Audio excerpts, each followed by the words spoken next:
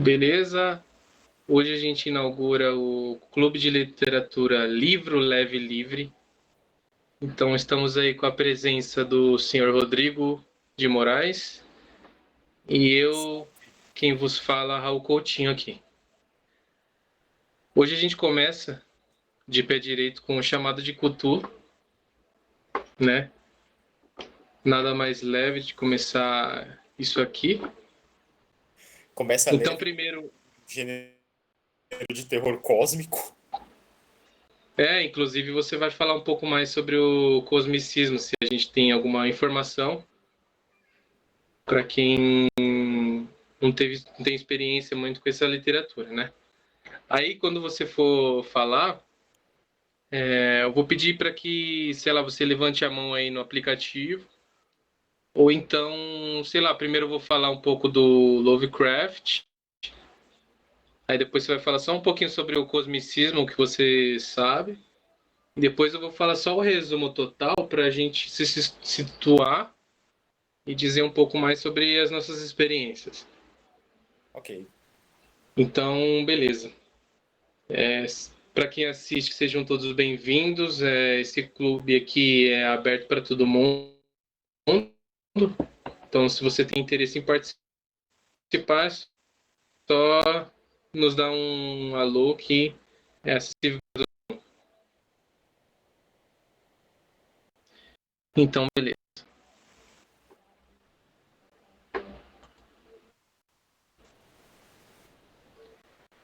Aqui vamos falar do Lovecraft, que não é muito craft. Nasceu no final do século XIX e faleceu na primeira metade do século XX, né? Ele é um escritor estadunidense de Providence, Rhode Island, Estados Unidos. E um dos maiores nomes da ficção científica na revista chamada Weird Fiction, se eu não me engano, Weird Tales, na verdade, que essa Weird Tales é uma revista que publicava ficção científica, fantasia e terror. Então, é uma ficção fantástica. Então, seria a Weird Fiction, né? Então, a Weird Fiction, nessa revista, em que tinha os contos nessa revista, existe um cara que ele teorizou sobre esse gênero literário que existe algumas características, né? A Weird Fiction, ela provocaria a admiração e o medo também, e também há uma coisa que se chama luminosidade, que do latim numen, que se chama divindade. A weird fiction ela se manifestaria com uma noção de a presença de uma divindade e isso evocaria um medo ou então uma admiração por essa criatura. E a weird fiction também evoca um senso religioso e espiritual, seja pela sua atmosfera, pela característica do conto. E então, como eu disse, ela evocaria uma presença ou existência de uma divindade, né?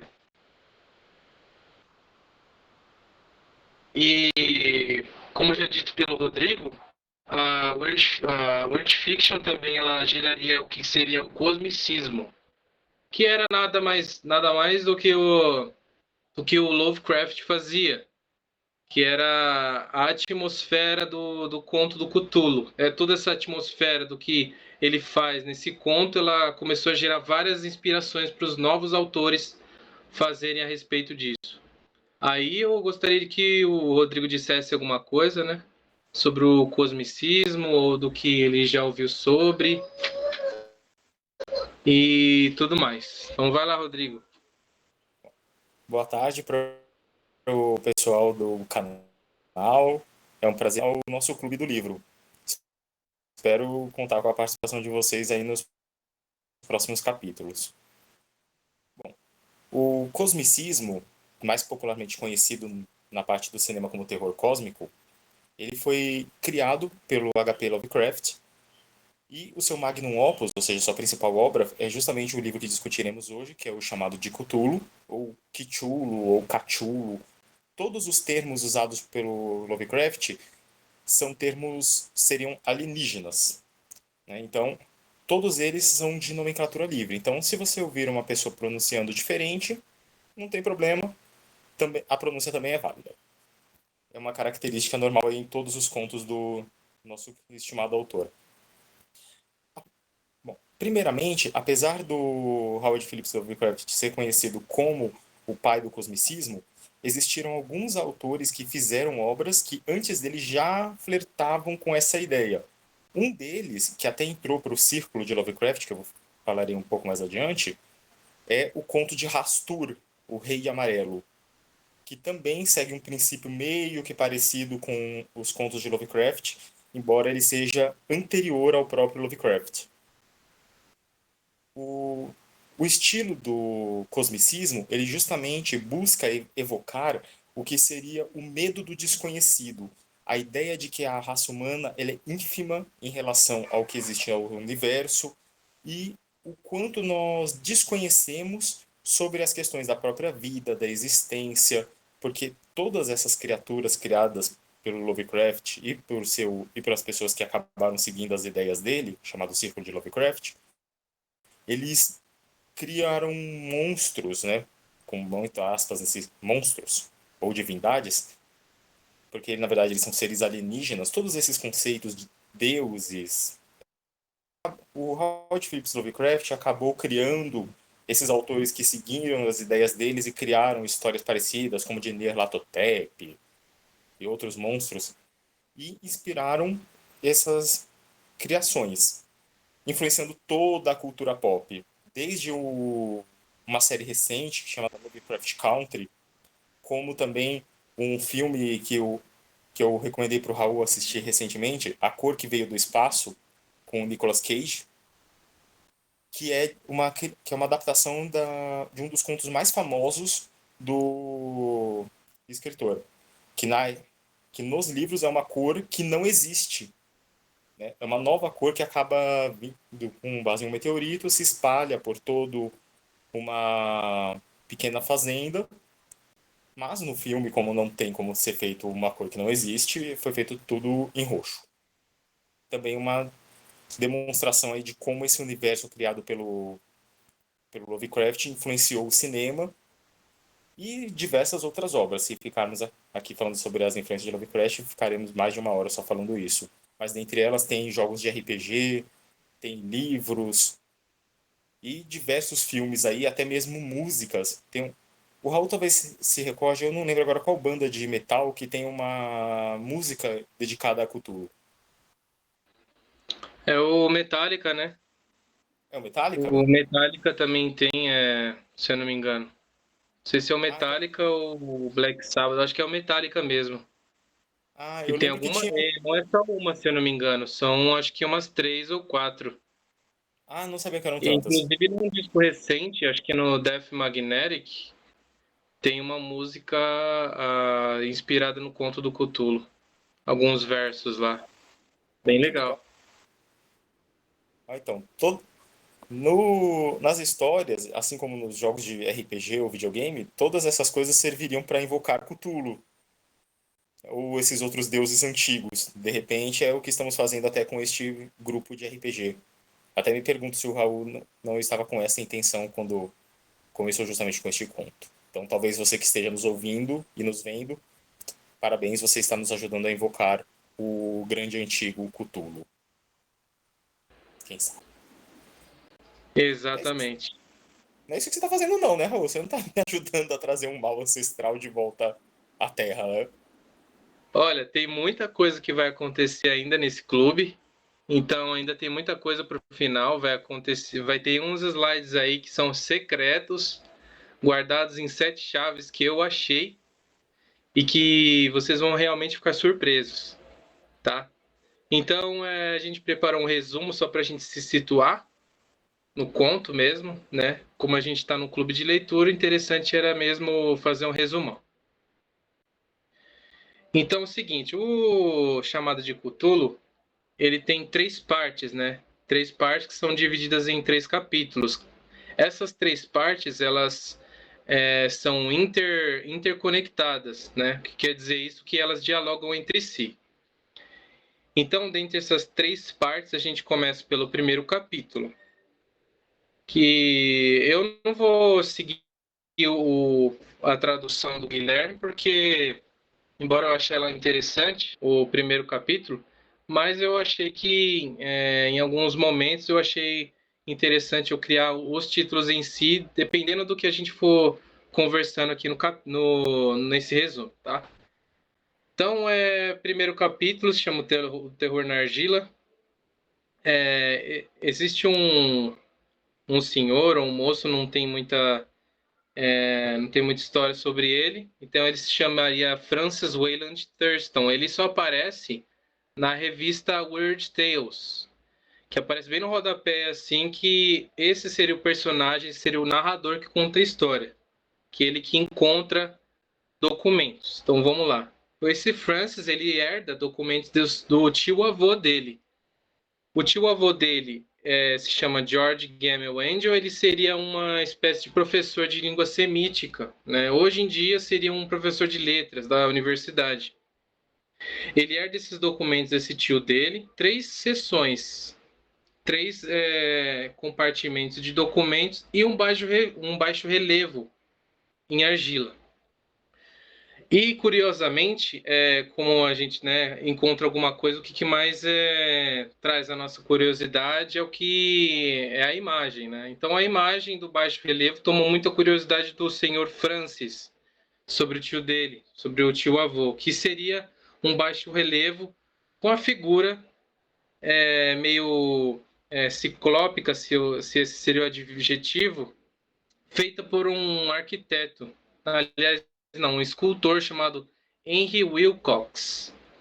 Essa figura, essa argila, teria os formatos de um ser meio polvo, meio humano e meio dragão, né? Como a gente já viu, a figura do Cthulhu, a gente não tem tanta dúvida a respeito disso, mas a experiência no texto é que seria esse ser aí com essas 3 formas. Então, essa figura de baixo relevo seria produzida após um sonho que esse escultor teve, e esse sonho ele foi compartilhado por várias pessoas em Rhode Island, que seria a cidade em que se situa esse primeiro capítulo. O curioso é que esse sonho ele foi compartilhado por muitas pessoas, inclusive perceptivas, que seriam artistas e, sobretudo, poetas, né? No dia anterior. Então, ele fez essa estatueta no dia 25, porque ele tinha sonhado um dia anterior.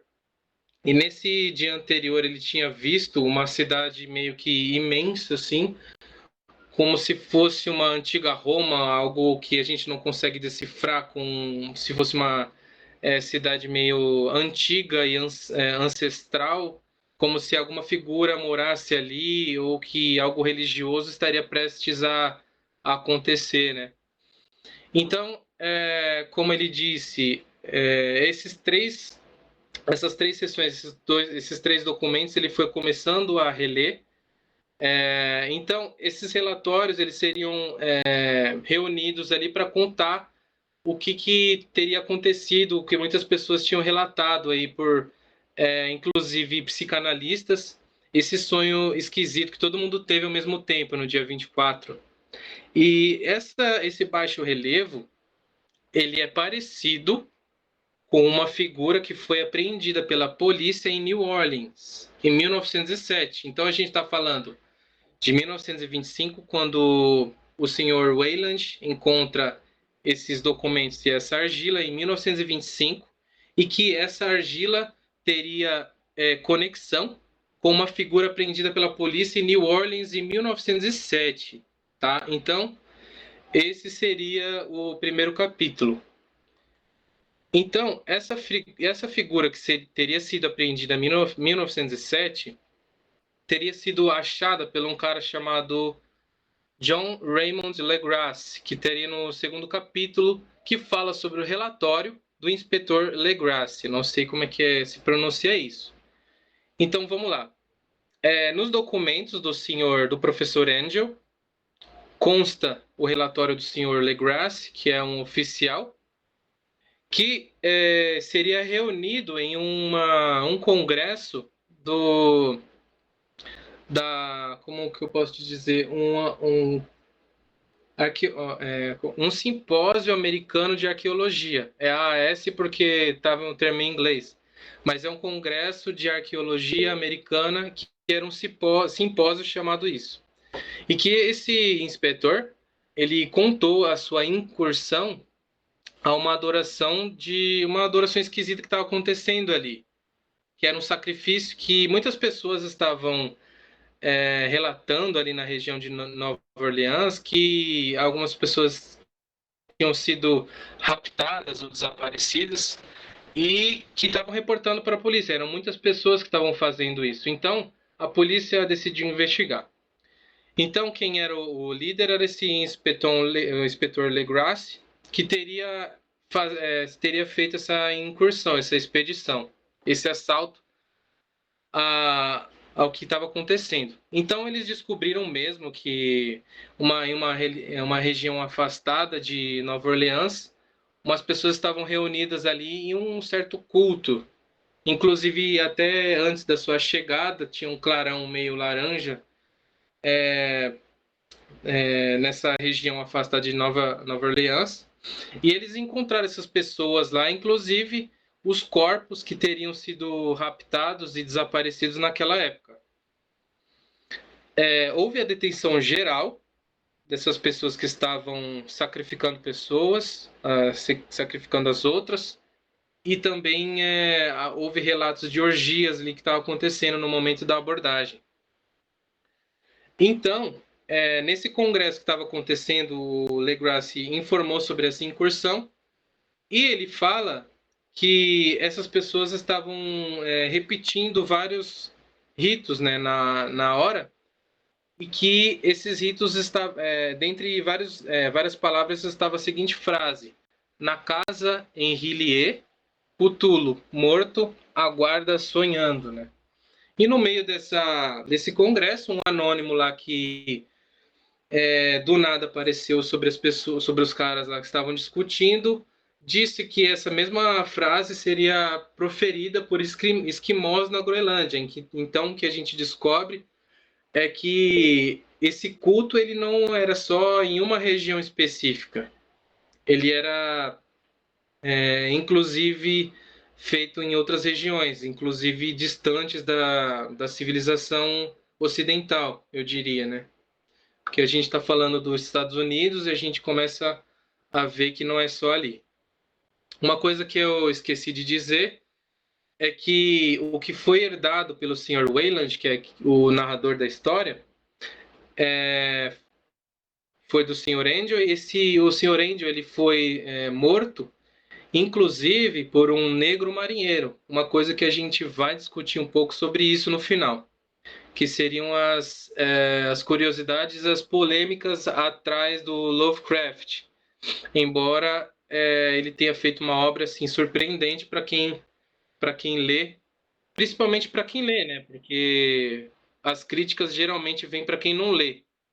Para quem não lê o próprio Lovecraft. É curioso isso porque existe muitas pessoas hoje em dia que criticam os escritores, as obras, os filmes, sem até mesmo ter a experiência de ao menos, tentar ler, né? Aí o Rodrigo vai dizer alguma coisa que seria importante. Só pontuando um pouquinho, né, embora o Raul já chegou a comentar sobre isso e falaremos um pouco mais à frente, como ele mencionou, mas é um ato muito ridículo feito pelas pessoas atualmente de pegar uma obra como a do H.P. Lovecraft, escrita na década de 20, ou seja, há quase 100 anos atrás, né, com uma sociedade diferente, uma cultura diferente. Ele morava numa região que é chamada Nova Inglaterra, né, que fica ali na região onde hoje é Massachusetts, Boston, né, nos Estados Unidos. Então, alguns conceitos daquela época hoje seriam ultrapassados, né? Então, é o que chamamos de anacronismo. Você pega uma ideia contemporânea e compara com uma escrita muito antiga. Até porque não existe prova de que o H.P. Lovecraft realmente fosse racista, né? Que é o que geralmente a crítica que se faz. Mas ele tinha personagens que tinham essa atitude, né? É claro que falaremos sobre as polêmicas de Lovecraft mais à frente. Beleza. Muito bem pontuado, né? Se a gente começar a falar, a gente tem que também tomar cuidado com a temporalidade. Mas a gente tem que comentar no sentido de dizer como que isso foi feito, né? E a gente tem esses argumentos, né? Inclusive para evocar um senso de verossimilhança, né? O que parece ser verdade, inclusive, naquela época, se a gente fosse situar, porque se a gente for criticar, é bom que a gente tenha o pensamento parecido com aquela época, mesmo que a gente não tenha uma máquina do tempo. Mas o lance seria que a gente vai entrar mais adiante, mas existiam técnicas que, de verossimilhança, inclusive, para apontar culturas que seriam estrangeiras ao ocidentalismo, o que seria não cristão, enquadrados no que seria como algo da vilania, né? Isso, querendo ou não, hoje em dia não se fala muito, mas ele quis fazer com essa técnica de chamar o culto de Cthulhu, que seria cultuado por pessoas negras naquela época que ele está citando nesse mito dele, para gerar algum certo medo cultural, né? Como se o que fosse estrangeiro da nossa cultura seria esquisito ou seria o inimigo, né? Mas nós não sabemos, como o Rodrigo disse, não temos provas concretas que ele teria realmente evocado esse senso de racismo, mas que hoje em dia, se a gente comentar, a gente considera isso.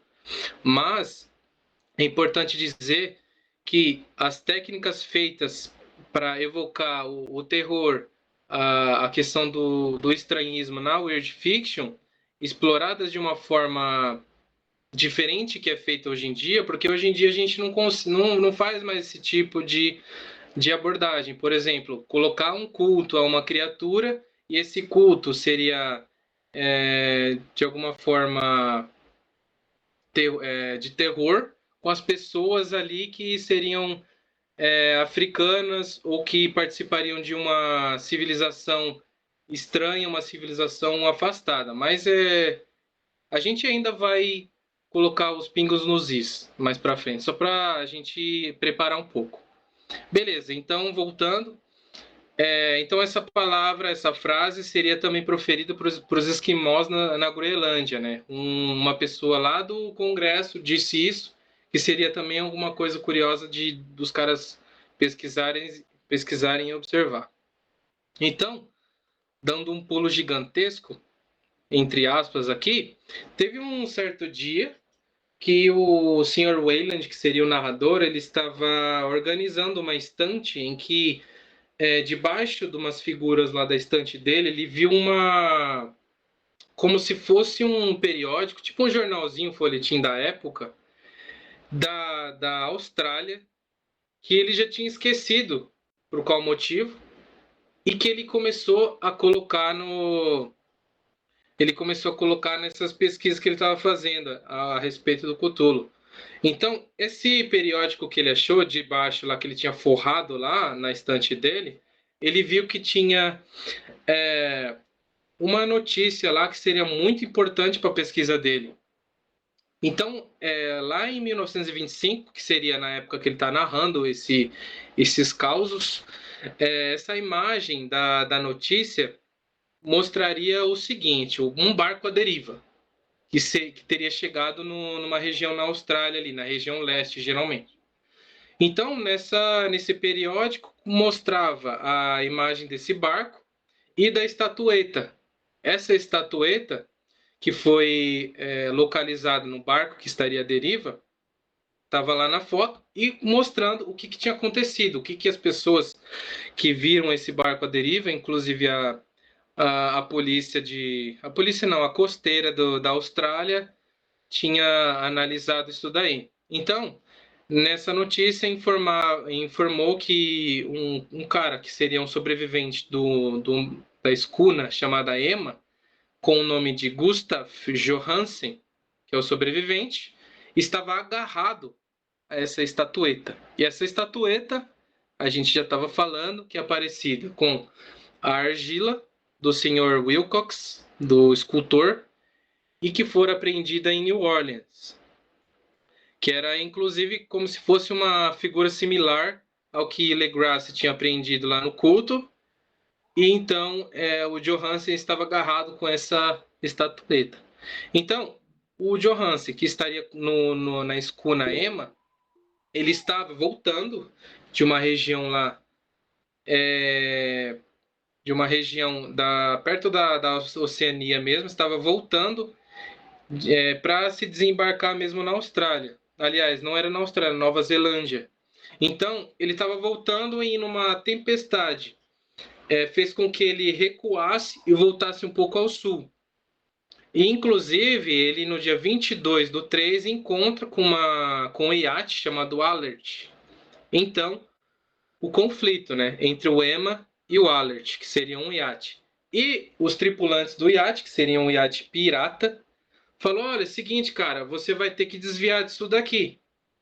Pode ir saindo daqui da sua da sua rota ao sul e vai para o seu lugar onde você vai. Desvia daqui. Ou então algo vai acontecer com vocês. Então o Emma, os caras lá que se achavam bam, decidiram confrontar o Alert. Então, conflito. Então os piratas foram dizimados pelo conflito, graças a Deus o Emma sobreviveu a esse conflito. Inclusive, mais uma vez falando aqui, o Alert tinha pessoas lá que eram mestiços, eram pessoas da baixa sociedade aqui, muito entre aspas. E os piratas, novamente, uma técnica do Lovecraft para deduzir que aquilo era do mal, né? Esses caras tinham algum envolvimento com a história do Cthulhu. Beleza, então o Emma sobrevive e então eles, como o navio foi também naufragado, estava tipo em trapos, eles decidiram ir para o Alert. Então o capitão e o primeiro imediato seria uma pessoa, um vice-capitão. Então o capitão e o primeiro imediato morreram no conflito. E sobraram algumas pessoas ali. Depois eu ainda vou dizer como foi a coisa foi se definhando. Então, só para terminar o terceiro capítulo aqui, Rodrigo, vencendo, eles mudaram para o Alert, né? E sobraram ainda mais alguns. E o Johansen seria o sobrevivente. Então, pode dizer aí, Rodrigo. Não, só pontuando o que você falou, lembrando que tanto a estatueta encontrada no navio Alert, né, se não me engano o nome, como a estatueta encontrada pelo Legrasse lá no pântano de Nova Orleans eram feitos de uma pedra que não conseguiu se identificar. E é deixado claro no livro que quando Cthulhu e os outros grandes antigos vieram à Terra, eles trouxeram com eles algo que seria do local de origem deles. Então, era visivelmente algo desconhecido, né? Para quem for ler o livro, verá que toda a narrativa ela é sempre construída de uma forma a evocar essa sensação de que mesmo pessoas que eram entendidas da área, né, como o Raul falou, estavam num congresso de arqueologia e ali estava metade de toda a população que era um dos grandes entendidos do assunto, então, tipo, auge da comunidade científica. Eles ainda assim não tinham a menor ideia do que era aquilo, eles mencionaram como se fosse alguma espécie de voodoo, mas algo mais antigo ainda, né? Só para pontuar aí, Raul, o que estava falando. Exatamente, é. Eu tinha até esquecido esse caso, porque assim, o que a atmosfera que traz para o leitor é que é uma pesquisa séria. Inclusive, na epígrafe do começo, o que ocorre é como se fosse uma preparação para a gente entrar na história já com um certo mistério. Porque, inclusive, eu vou ler a parte aqui que a gente se situa. Deixa eu ver se eu consigo. Estamos aqui no 97, na página 72. Começa o conto. 72. Vamos lá. Aqui na epígrafe. Aqui, ó. Encontrado entre papéis do falecido Francis Wayland de Boston, que seria uma pessoa que ele estava fazendo uma citação, que é uma pessoa fictícia, chamada Algernon Blackwood. Então vamos lá, o conto já começa assim. No que tange estes vastos poderes ou seres, é possível conceber uma sobrevivência, a sobrevivência de um período infinitamente remoto, em que a consciência talvez se manifestasse através de linhas e formas desaparecidas há muito tempo ante a maré crescente da humanidade, formas das quais apenas a poesia e a lenda guardaram lembranças fugazes, chamando-as de deuses, monstros, criaturas míticas de todos os tipos de espécies. Então, é engraçado e o curioso é que ele já prepara a gente para ter uma experiência meio que científica e misteriosa, né? Porque quando você vê uma pesquisa, é alguma coisa sobre outra que a gente não sabe muito o que dizer sobre aquilo. Então, só são hipóteses desses três documentos que o Wayland expõe para a gente, que a gente não sabe de muita coisa. Então, a experiência é que a gente está diante de um texto que ele é fragmentado. Inclusive, não há conclusão nenhuma a respeito da origem de tudo isso, né? Da origem da estatueta, assim, sabe? Porque o que a gente sabe do primeiro baixo relevo é que foi esculpida ali referente a um sonho só, né? Então, tudo isso fica meio vago para o leitor e dá aquela espécie de desconfiança. E, inclusive, faz a gente ter um certo temor, porque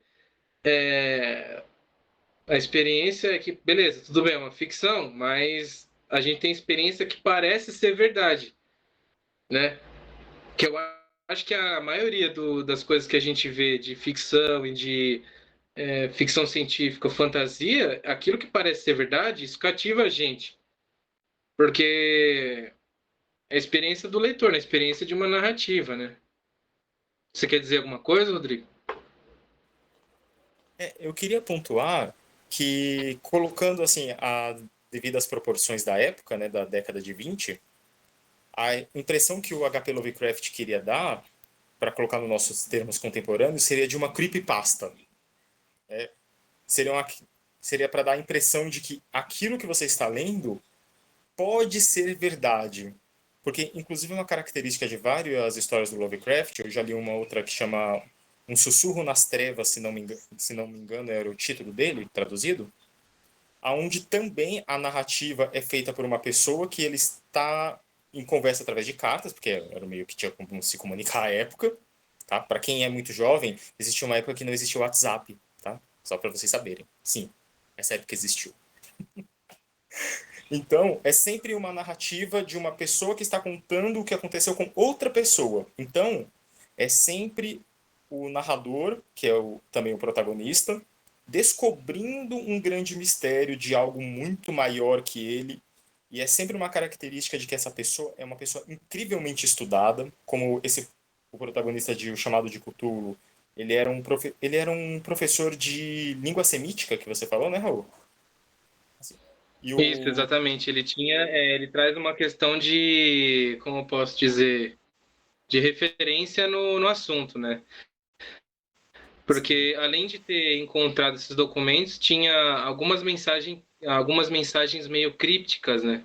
Que uma pessoa que teria conhecimento das línguas judaicas, arábicas e egípcias talvez teria cunhão para resolver, né? E assim, a gente falando de estudo científico, seria ter que ter uma solução a respeito, né?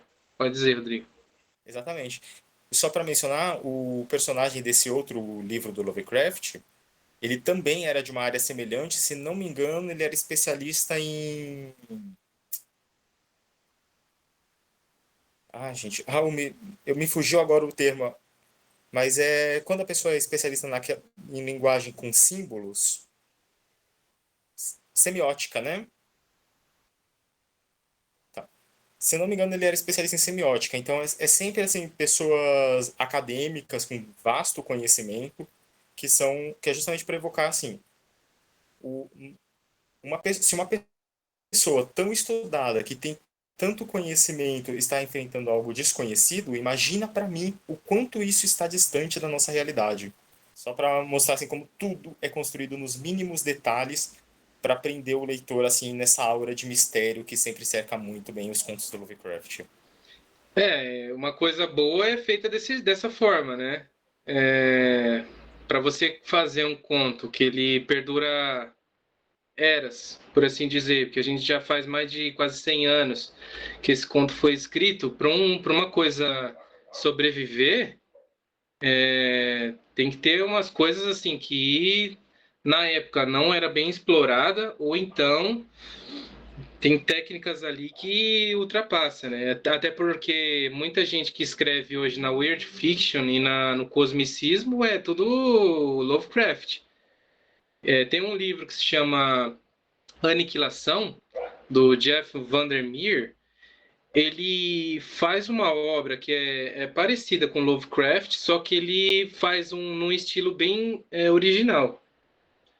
De que seria uma espécie alienígena que estaria numa região ali também desconhecida, só que no momento da experiência, que é também com a pessoa, o narrador, que é em primeira pessoa, assim como o chamado de Cthulhu, fica uma coisa meio vaga. Então, essa coisa vaga, talvez ela tenha algum sentido na Weird Fiction. Porque o estranhismo que a gente tem até no nosso cotidiano são coisas que a gente não tem experiência e também não. Isso também vem com a sensação do que aquilo gera no nossa. Como eu posso dizer? Na nossa sensibilidade. O que gera na nossa sensibilidade que é estranho, talvez entraria no estranhismo, né? Falando sem falar em word fiction. Mas é interessante pontuar isso também, né? Que é sempre como se fosse pessoas que sabem o que está fazendo. Tipo, as pessoas que estão narrando não é uma pessoa tola ali que vai investigar, sei lá, sai de noite e ela já tem uma propensão à loucura e aquilo ali trazem imagens sobre o terror. Não, são pessoas que estão investigando uma coisa séria ali. E, bom, a gente vai falar um pouco mais sobre isso, inclusive no que, no que a gente tem de experiência, mais no que na leitura mesmo. Então vamos lá. Vem sendo lá o conflito entre o Kuema e o Alet. O Alet seria o navio pirata. Eles vencem e partem para o Alet. Beleza. Então, aqui já terminamos o terceiro capítulo, aí é só o decorrer da história, até o finalzinho, no final do terceiro capítulo. Então, 3.2 Hillier. Aí, curiosos ao sul, eles falam, bom, é como um filme de terror qualquer, as pessoas curiosas, elas vão até o final. Então, eles indo ao sul, falam, meu, por que esses caras aí disseram pra gente, esses caras, inclusive, que não são da nossa cultura, não são da nossa etnia e tem pactos diferentes, estão dizendo para a gente desviar. Vamos ver o que é, afinal. Estamos num filme de terror, estamos numa história de terror, como não ter curiosidade? Então eles vão ao sul, inclusive na mesma rota que eles estavam fazendo para desviar da tempestade. Eles chegam a uma ilha chamada Hillier. Eles não sabem que essa ilha se chama Hillier e não sabem também o que abriga nessa ilha. A gente sabe com uma visão distante lá, com os documentos do Sr. Wayland, né? Então, eles chegam nessa ilha, essas 4 pessoas, né? Inclusive com 2 baixas anteriores. Então, nessa ilha que é bem esquisita, parecendo com um sonho do Sr. Wilcott, lá o escultor, e também com as pessoas que sonharam com essa ilha lá em Rhode Island, eles encontram lá uma porta meio que vertical, mas horizontal. Ele é escrito dessa forma, inclusive. Não sabe se é uma porta horizontal ou uma vertical, para gerar também um estranhismo. Eu também estou dizendo já sobre as experiências que a gente teve, né? Para a gente já emendar isso aí. Enfim, essa porta teria uma figura esquisita, que também seria a figura de um ser parecido com polvo, dragão e humanoide. Então, nessa porta, um babaca, um idiota, tenta subir nessa porta, que não seria nem vertical, horizontal, e acaba acidentalmente abrindo essa porta. Eu gostaria também de ler essa parte em que ocorre isso, não é? Vamos lá. Então, voltando rapidinho, dia 1º de março, nosso 28 de fevereiro, segundo a linha internacional de data, trouxe o cisma e a tempestade. Em Dunedin, o alertizar zarpou apressado com a ruidosa tripulação, como se atendesse a um chamado urgente. E no outro lado da terra, poetas e artistas sonharam com uma estranha e úmida cidade ciclópica, enquanto um jovem escultor e um acesso de sonambulismo... peraí, acho que estou muito à frente. Acho que um pouco mais para baixo. Eu vou ler o final inteirinho, então é um pouco mais para baixo. Cadê? Aqui, ó. Acredito que um único cume montanhoso, a horrenda cidadela encimada pelo monolito onde grande Cthulhu estava enterrado, tenha surgido das águas. Quando penso nas dimensões de tudo o que pode estar acontecendo nas profundezas, quase tenho vontade de suicidar-me no mesmo instante. Johansen e seus homens ficaram estarrecidos com a opulência visual da Babilônia gotejante, onde os antigos demônios habitavam e, mesmo sem nenhum conhecimento prévio, devem ter intuído que aquilo não poderia ser nada normal. Pedra esverdeada, a altura vertiginosa do enorme monolito entalhado e a semelhança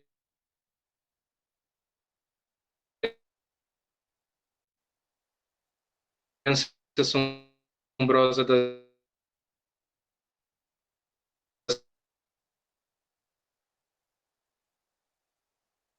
estátuas e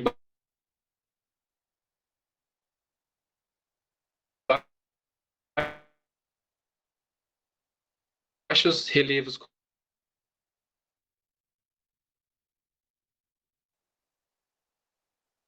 colossais que apresentavam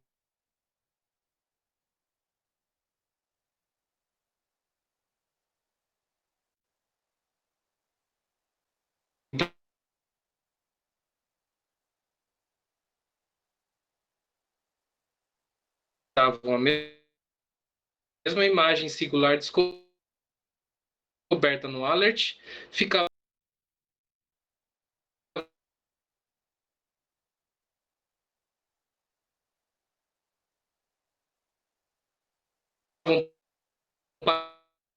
patentes. Aqui é o relato do Johansen que o Wayland está dizendo aqui, né?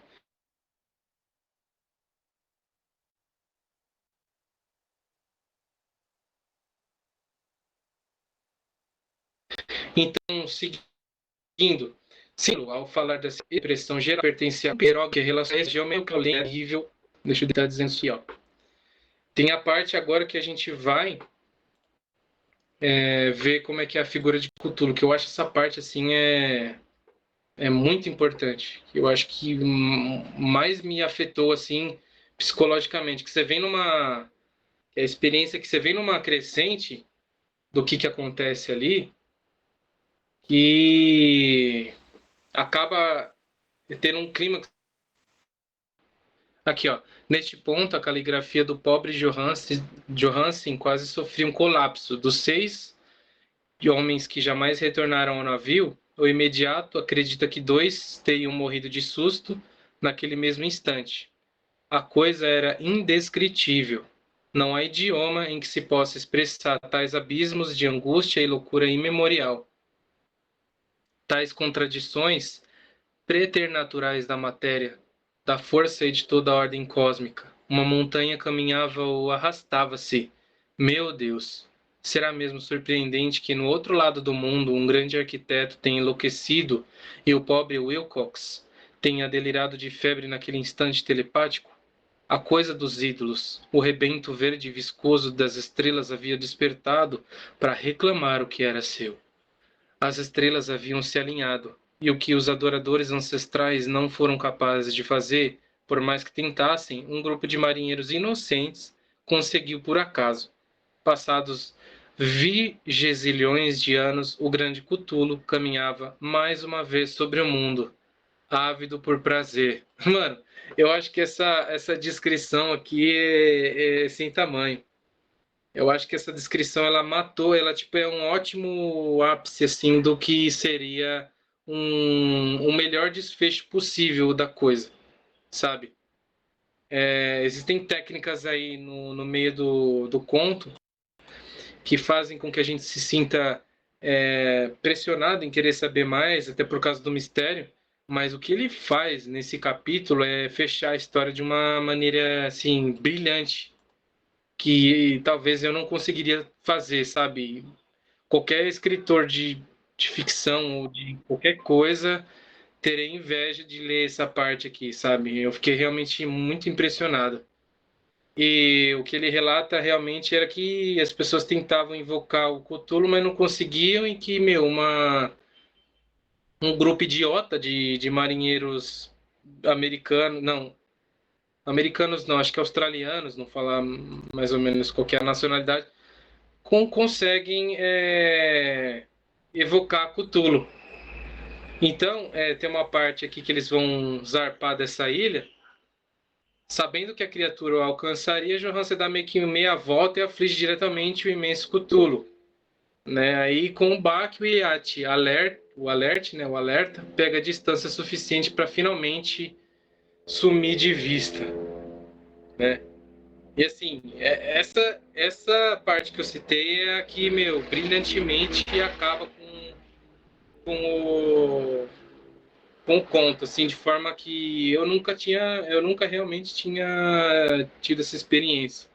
Pelo tanto que as pessoas falam desse conto, pelo que os outros poetas e outros escritores se influenciam pela escrita do Lovecraft, isso é realmente muito marcante na obra. Aí eu montei um negócio aqui, né? Já que Johansen morre de circunstâncias desconhecidas depois dele ter agarrado aquela figura que é o que assim, o engraçado é que ele chega, o navio chega na Austrália, ele tá agarrado com a estatueta que ele tinha encontrado meio que numa caixinha lá no navio do Alert, que seria dessas pessoas aí que estavam pedindo para ele desviar de direção. Então aí o Johansen morre por circunstâncias desconhecidas depois de ter voltado lá pela costa australiana.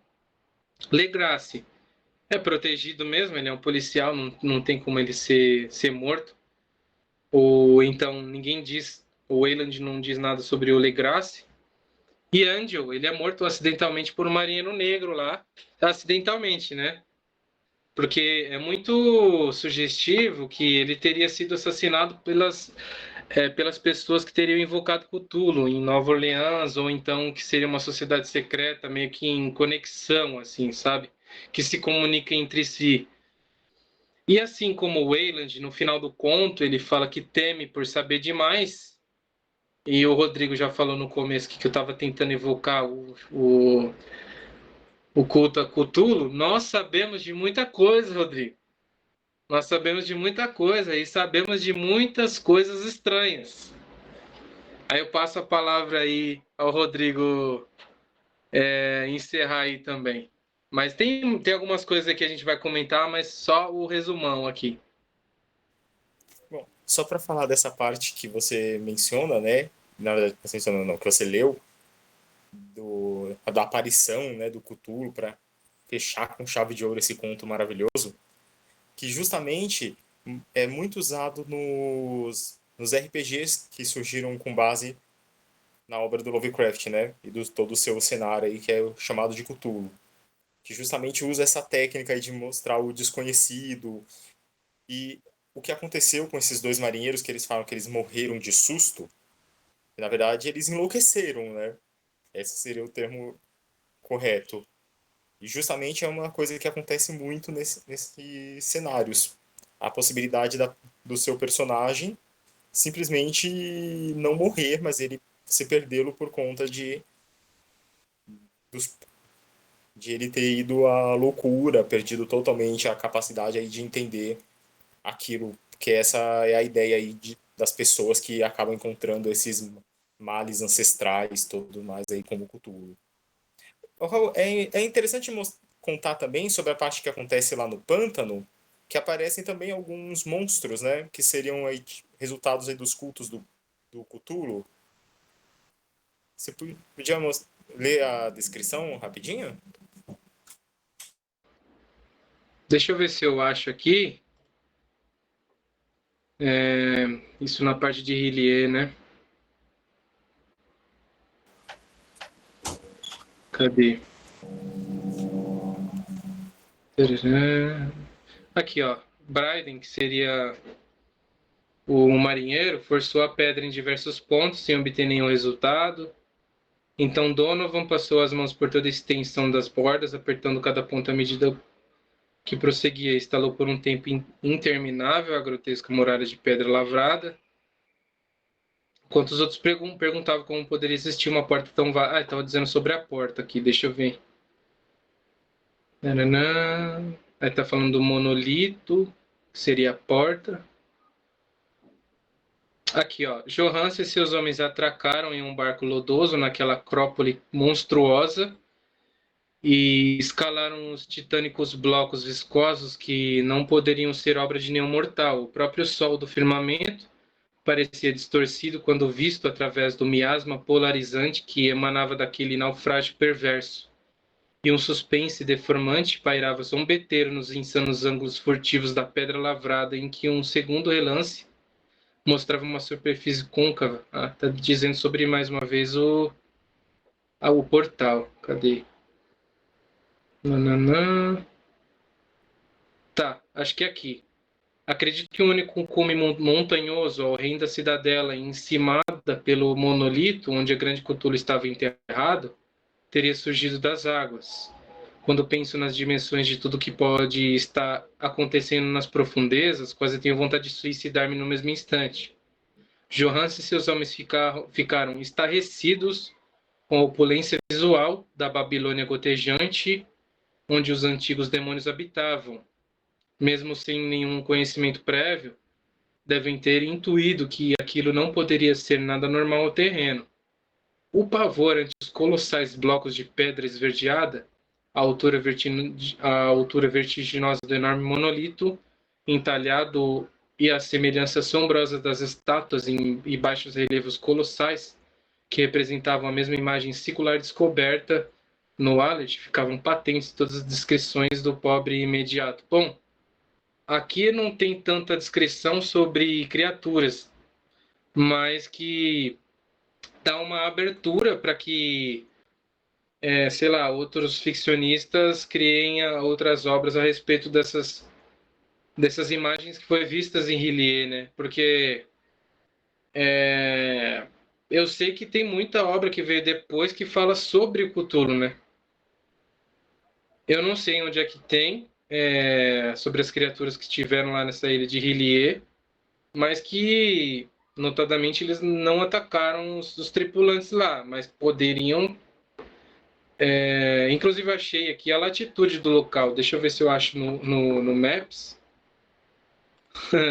Curioso, né? Sul 49 graus e longitude oeste, beleza. Mas, ó, olha, não teria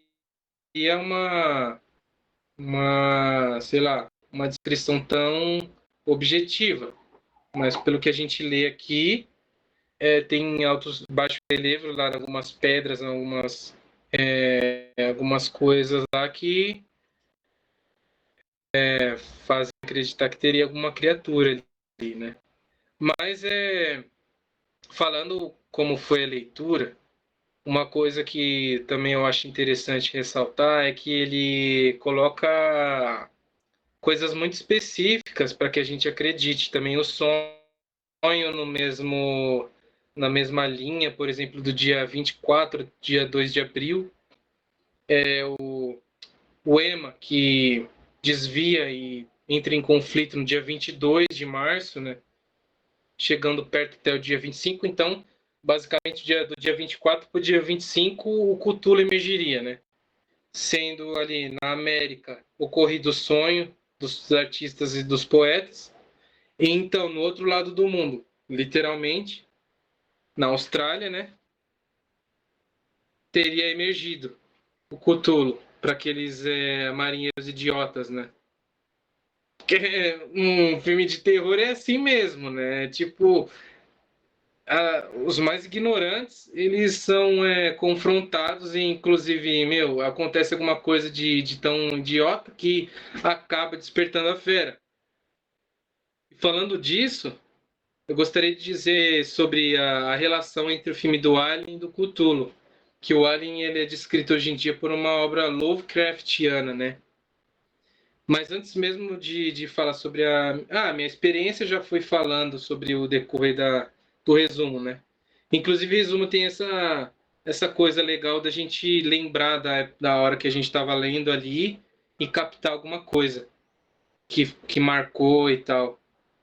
Inclusive, que a gente já comentou sobre a questão, não enciclopédia, mas de pesquisa que é feita por uma pessoa que tem as ferramentas necessárias para investigar o caso, que seria o Legrasse, que fez a inspeção, o professor Angel, de línguas semíticas, e uma pessoa que estava também no congresso que fala sobre alguns rituais que teriam também acontecido na Groenlândia com os esquimós, que faziam rituais voodoo em Nova Orleans também. A minha experiência foi mais ou menos isso, que tipo ele trata de uma coisa muito específica, que é os sonhos e toda a narrativa ela decorre só no momento, mas que também tem relação com o passado, porque o Legrasse ele tinha tido a excursão muito antes, né? Embora não tenha relação com os sonhos e com toda aquela experiência daquelas pessoas, tinha já acontecido. Então parece que esse culto ele já é miliano, sabe? Faz muito tempo que isso ocorre e parece que é verdade, aquilo que a gente estava falando.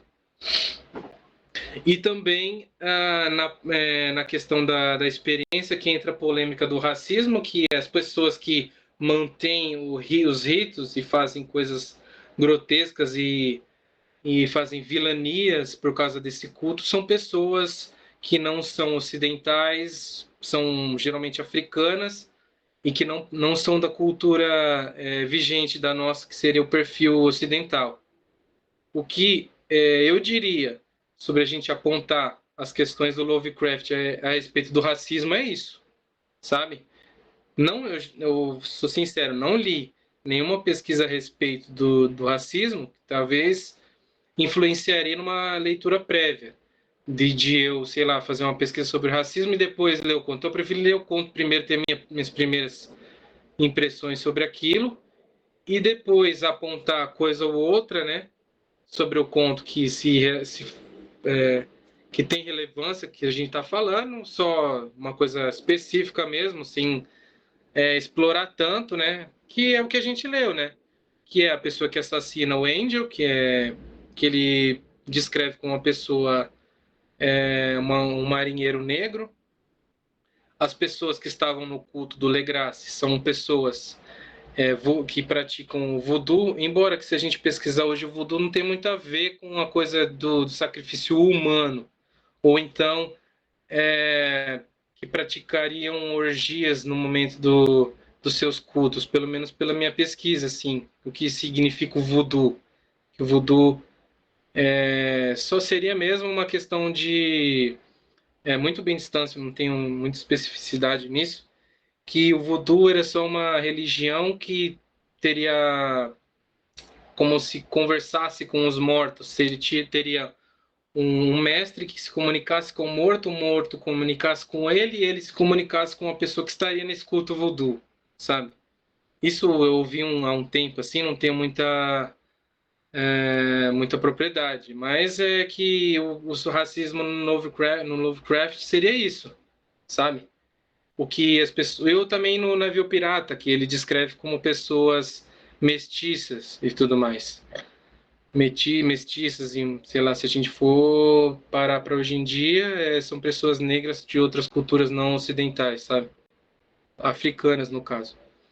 E depois eu vou passar para você dizer sobre isso, mas talvez você já tenha dito, né, sobre a anacronia, falar um pouco mais sobre a anacronia, que assim, não é exclusividade do Lovecraft, né? Ser interpretado hoje em dia com as vendas de olhos vendados com só as ideias de hoje, sendo que ele era de um outro tempo, né? Falar sobre a anacronia que você fala um pouco mais. E eu gostaria de falar sobre as curiosidades.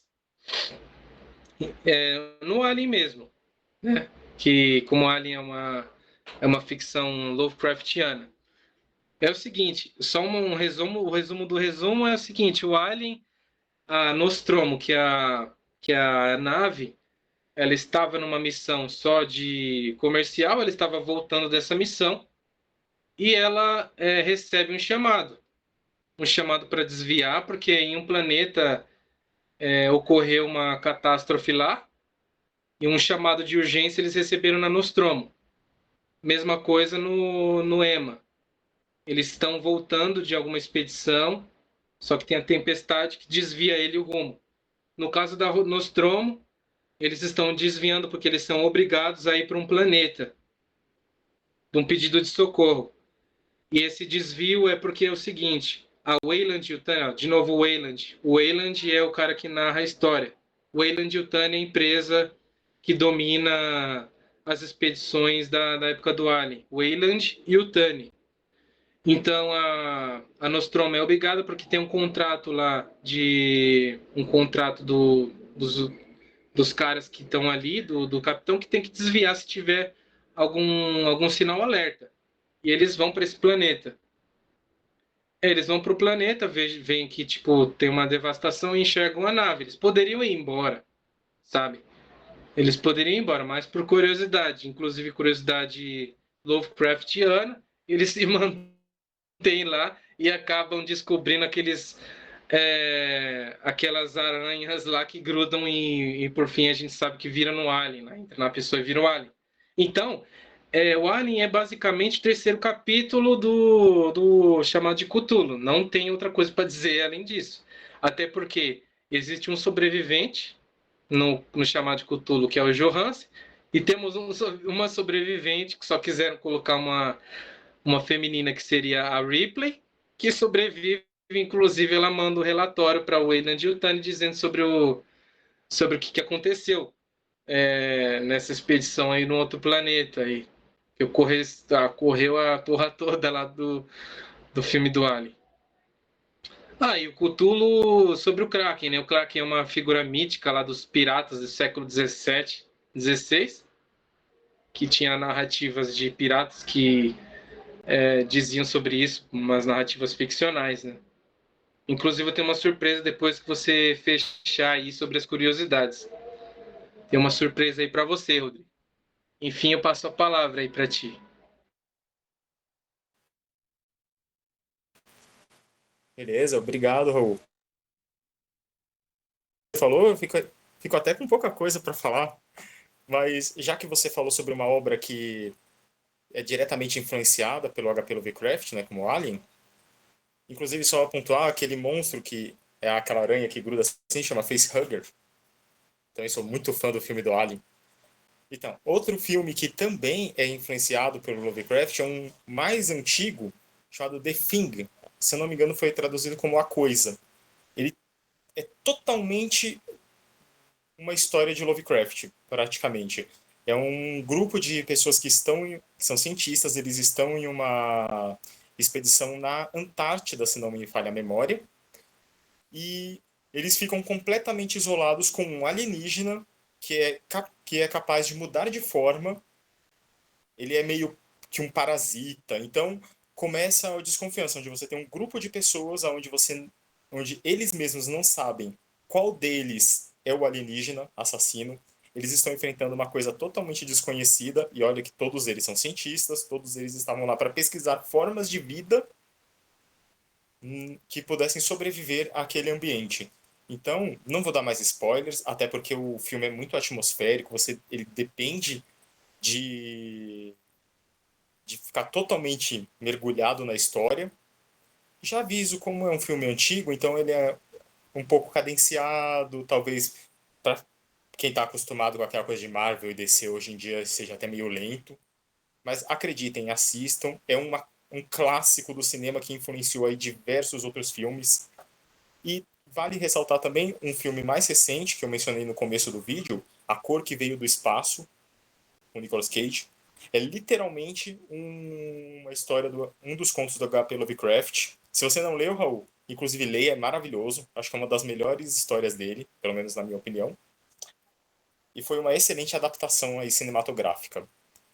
Com relação a influências, um autor que foi diretamente influenciado pelas obras do H.P. Lovecraft, ele mesmo já admitiu isso, é o Stephen King. Né? Stephen King ele é muito fã das histórias de Lovecraft, você dá para se perceber isso principalmente no It a Coisa, uma vez que a coisa, né, ele veio do espaço, então ele também é um ser feito de luzes que tem a capacidade de mudar de forma. Então, se você for reparar, ele é meio que um monstro alienígena, meio Lovecraftiano.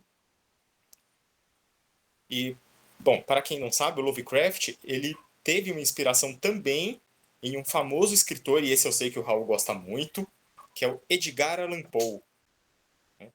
Inclusive dá para reparar muito bem na narrativa, principalmente ali no comecinho, quando ele ainda tá meio que lendo aquelas cartas, então tá aquela coisa meio assim, construindo a atmosfera, que para quem já leu O Corvo, que é um dos contos mais famosos do Edgar Allan Poe, você vê que dá para fazer aí um paralelo e você vê como a escrita é parecida. Assim, o tema é completamente diferente, claro, mas a forma de escrever do Edgar Allan Poe se assemelha muito a que o Lovecraft criou. E para quem quiser ver mais coisas aí que se inspiraram de HP Lovecraft, se tem aí na cultura pop a dar com pau, né? O RPG de mesa Vampiro à Máscara, Lobisomem Apocalipse e por aí vai. Basicamente esses monstros terríveis aí de forma amórfica que estão espalhados pela ficção científica, aí muitos tiveram influência do nosso querido escritor aí, Howard Phillips Lovecraft.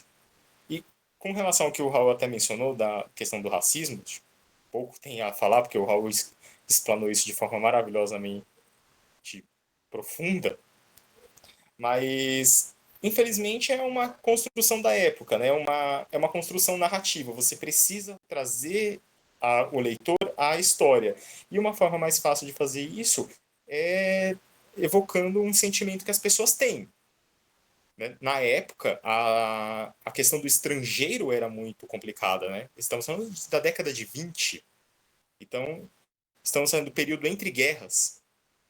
Então era muito fácil você evocar essa sensação com o estrangeiro. Como, por exemplo, foi feito no conto de Rastur, O Rei de Amarelo, que eu mencionei no começo do vídeo, eu não vou me lembrar o nome do escritor agora, que até a cor amarela ele utiliza por conta das roupas feitas para conter radiação e também das placas de perigo para questões de contaminação.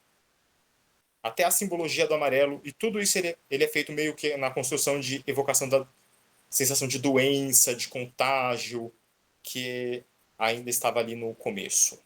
Né? Um paralelo também é o que se é feito até hoje com obras, por exemplo, que visam utilizar o medo que as pessoas têm naturalmente de demônios, possessões, espíritos. né, para trazer a pessoa a essa atmosfera aí de medo. Fora isso, usar culturas antigas como o voodoo, acho que hoje em dia não faria muito sentido, porque quase todo mundo sabe que o voodoo é basicamente uma religião pagã, se não me engano, muito popular na América Central, na região do Haiti, se a minha memória não me trai. Quem souber, por favor, deixa aí nos comentários. Bom, o que eu tinha para falar, acho que das influências do Lovecraft, pelo menos o que você deixou aí para que eu pudesse falar, acho que era isso. Vou passar aí a bola para você. É muito bom, cara. Muito, nossa, excelente as curiosidades também. Inclusive, eu quero também ler as referências que você me trouxe. Inclusive, depois me passa, cara. Estou realmente curioso. E falando sobre o Alan Poe, nossa, realmente eu também recomendo ao máximo a pessoa ler o Raven, né, o Corvo, ou também o Gato Preto. O Gato Preto, eu lembrei na hora que você falou Alan Poe, já me desceu a imagem do Gato Preto, que é um conto que ele fez, que assim é surpreendente. É surpreendente da mesma forma do Chamado de Cthulhu. Tem, igual você falou, tem, são contos diferentes, só que eles funcionam com um motor parecido. Do que? Daquela coisa que vai criando uma montanha que o leitor vai subindo, que vai gerando uma tensão que, meu, quando chega no final, como o Rodrigo falou,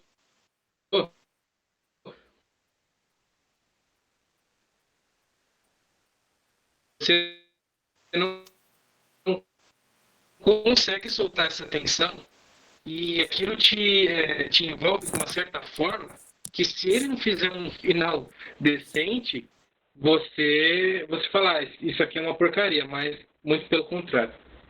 É uma coisa explorada que te leva mesmo a você elogiar de cabo a rabo aquilo que esses caras fizeram. E, bom, foi muito bom a gente ter conversado. Achei que ia ser. Que tem muita coisa a dizer, né? Inclusive a polêmica gera muito assunto, porque ela começa a despertar muita ideia, muito assunto para falar. Então, nossa, eu gostaria de dizer que isso foi muito bom, é nossa primeira reunião, gostaria de fazer muito mais. Inclusive, já tenho alguns contos em mente para a gente sortear aí para a próxima reunião.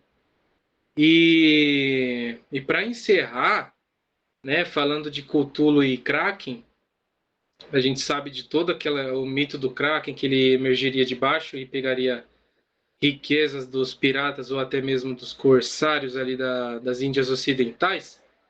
Eu traduzi um pouco. Ah, olha aí, ó. Território Lovecraft. Para quem não Comenta aí, sabe, Rodrigo. para quem não sabe, a gente mencionou do Círculo de Lovecraft. Esse daqui é um dos livros de autores que não tiveram contato direto com o Howard Phillips, mas se inspiraram e criaram assim uma parte desse universo. Inclusive, a série Lovecraft Country, que agora está passando, se eu não me engano, tem no HBO Plus, eu acho. Raul, você está patrocinado por algum streaming? Se Não tiver por outro. recebo um centavo, mas pode falar. Ah, então tá bom. Então, este é o livro que inspirou a série. Tá? Ele é um pouco diferente, ele é um pouco mais realista. Né? Eu, até hoje, das histórias de Lovecraft, acho que é a mais mundo real e menos Lovecraftiana, para assim dizer. Mas ele é muito legal para quem é mais interessado nessa questão do racismo. Esse livro ele aborda muito bem a questão. Tá? É parte muito importante da história.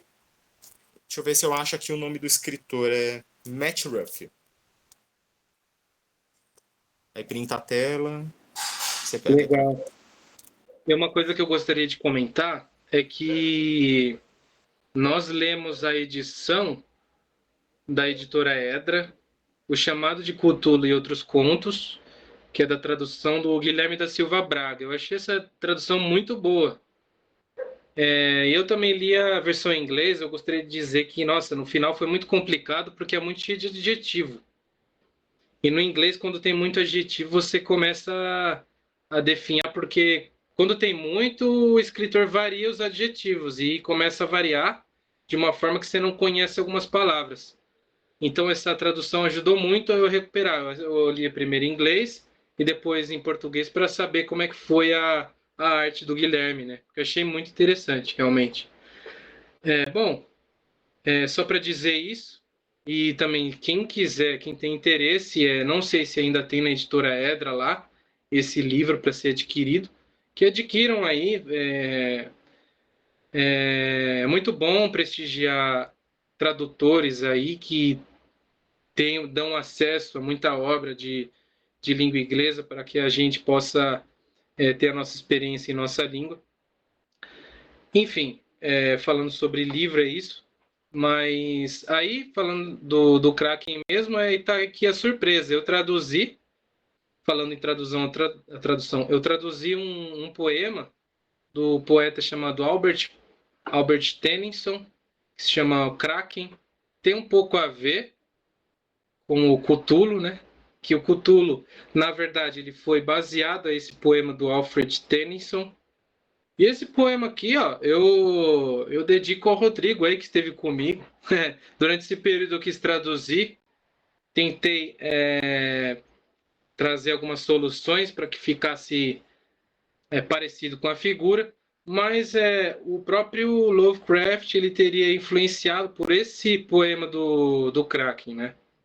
Então, ele bom, como eu disse, é do Alfred Tennyson, é um escritor inglês, ele era um lord lá, poeta inglês, e que ele é do século XIX. Então, veremos talvez algumas palavras aí que não são contemporâneas, porque eu tive que também traduzir como se a gente estivesse lendo um poeta do século XIX e também que não seja também só do século XIX, mas que conversasse com a gente hoje em dia. Inclusive, eu fiz algumas alterações aí para que esse Kraken fosse um pouco não só grotesco, sabe? Então vamos à leitura aí, ó.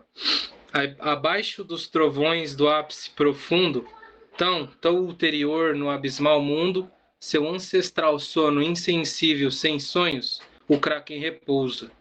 Lampejos somem nos seus lados obscuros. Nele crescem esponjas de milenar saliência e altura.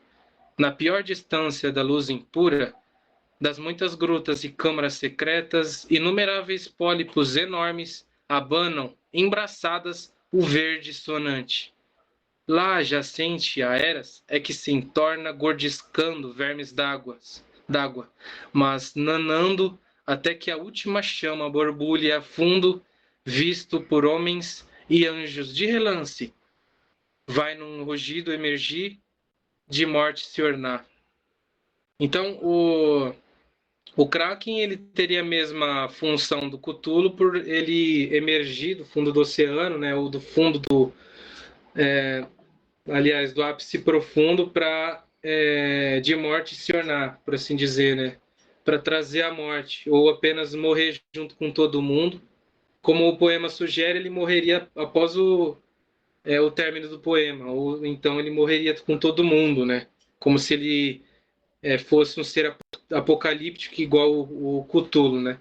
Então eu encerro com esse poema aí, e eu gostaria de agradecer quem estiver assistindo pelo YouTube, né, no canal.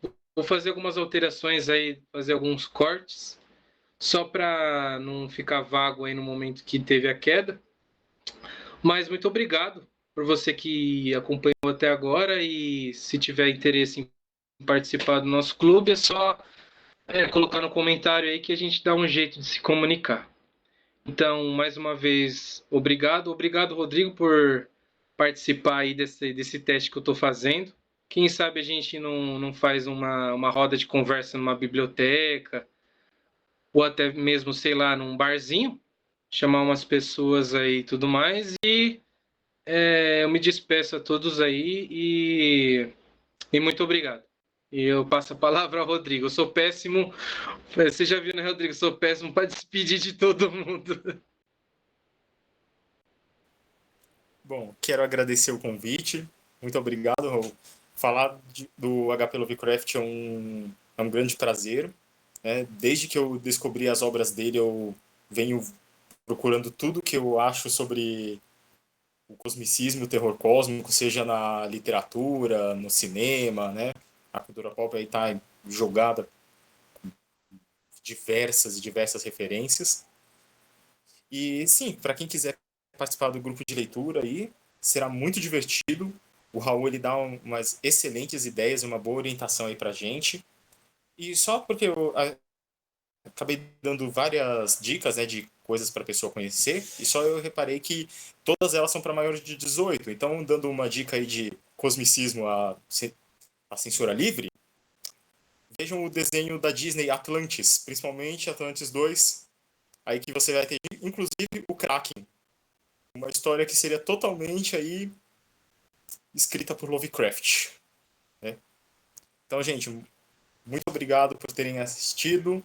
Espero que tenham gostado e espero que façam com que todo mundo aí goste de ler os contos desse autor aí que foi tão desprezado na época que ele escreveu e só veio a ser famoso post-mortem, como tantos artistas aí, infelizmente.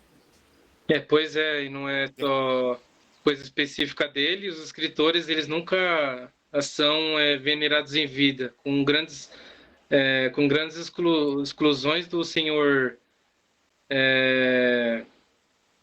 Oh, meu Deus do céu, você acabou de dizer Stephen King? do Stephen King, do criador do Sandman. Nossa, final de reunião, a memória é daquele jeito, vocês sabem. Enfim, não, pouquíssimos são lembrados em vida, mas é assim mesmo, os escritores eles fazem para as outras pessoas e para a posteridade. Então é isso, gente. Falou, tchau, tchau.